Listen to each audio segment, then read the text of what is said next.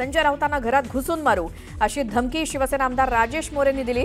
आनंद दिघेंवरती केलेल्या वक्तव्यानंतर ही धमकी देण्यात आली आहे। संजय राऊतांना घरात घुसून मारू असं वक्तव्य शिवसेना आमदार राजेश मोरे यांचं। संजय राऊत यांनी आनंद दिघेंसंदर्भात जे काही वक्तव्य केलं होतं त्यानंतर त्यांच्यावर टीका झाली, अगदी शिवसेनेच्या सर्व खासदारांकडनं देखील, आमदारांकडनं। मात्र आता आमदार राजेश मोरे यांनी थेट संजय राऊत यांना घरात घुसून मारू अशी धमकी दिली। बघूयात राजेश मोरे काय म्हणाले। देशातल्या तमाम नागरिकांना माहिती आहे की हा संजय राऊत सकाळचा भोंगा जो जे काम करतोय, शरद पवार साहेबांची घेतलेली सुपारी आणि आता राहुल गांधी साहेबांची घेतलेली सुपारी की कसा हा उबाटा पक्ष संपेल याच्याकडे जातीने लक्ष लावण्यासाठी, त्याचा पक्ष संपवण्यासाठी या संजय राऊत साहेबांनी घेतलेली, संजय यांनी घेतलेली सुपारी।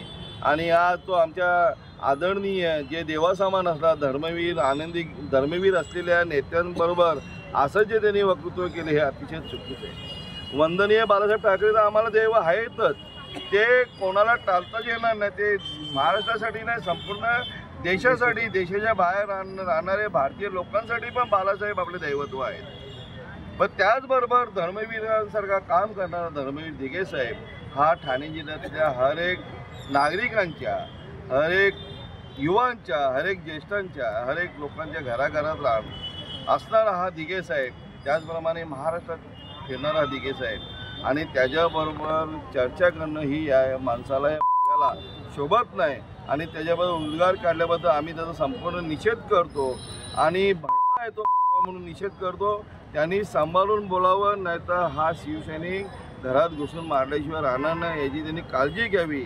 आणि हा आम्ही डोंबिवली शहर शाखा असेल, कल्याण ग्रामीण शाखा असेल याचा निषेध करतो, कारण यांनी घेतलेली शरद पवारची सुपारी आहे आणि राहुल गांधीची सुपारी की हा पक्ष संपवावा एकदाची आणि याचं स्वप्न साकार व्हावा अशी यांनी घेतलेली सुपारी, याचा मी मनापासून निषेध करतो।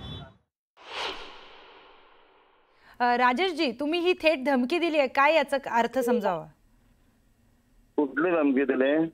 तुम्ही तुमचा एक व्हिडिओ समोर आला आहे ज्यामध्ये तुम्ही संजय राऊत यांना बोलतायत की तुम्हाला घरात घुसून आम्ही मारू। धर्मवीर दिघे साहेबांबद्दल एक आदरणीय आमचे नेते आहेत, धर्मवीर आहेत आणि त्यांचा नसा शिवसैनिकांच्या भेटलेल्या आहेत।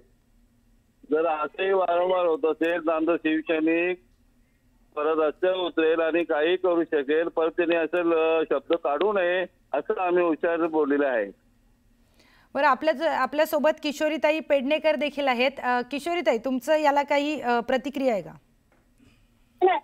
ते जर असं म्हणत असतील की त्यांचं कुठेतरी दिल दुखलंय किंवा अपमान झालाय म्हणून आम्ही अशा वक्तव्य केले, तर त्या विचारांना जे विचार ते मांडतायत, महाराष्ट्र आहे घरात घुसून मारीन असं जर म्हणणं असेल तर आम्ही सुद्धा मेलेल्या आईचं दूध प्यायलेलो नाही, हे पण जिवंत आईचं दूध प्यायलं।